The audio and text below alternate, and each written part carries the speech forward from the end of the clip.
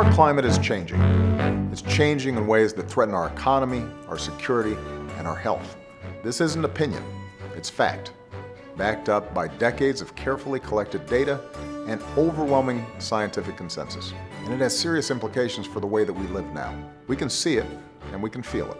Hotter summers, rising sea levels, extreme weather events like stronger storms, deeper droughts, and longer wildfire seasons. All disasters that are becoming more frequent, more expensive, and more dangerous. Our own families experience it too.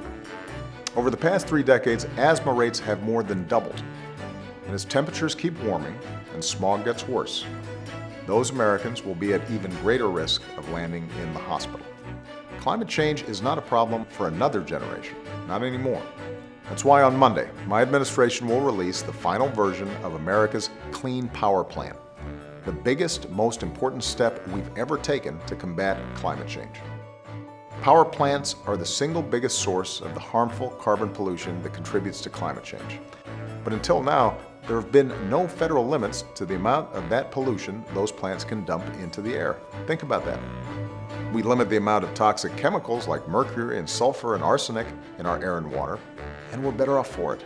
But existing power plants can still dump unlimited amounts of harmful carbon pollution into the air we breathe.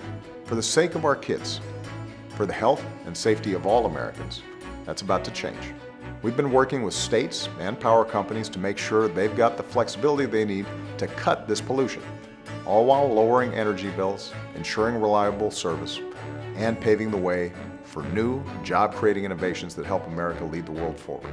If you believe, like I do, that we can't condemn our kids and grandkids to a planet that's beyond fixing, then I'm asking you to share this message with your friends and family. Push your own communities to adopt smarter, more sustainable practices.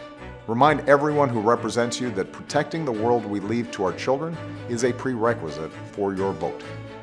Join us. We can do this. It's time for America and the world to act on climate change.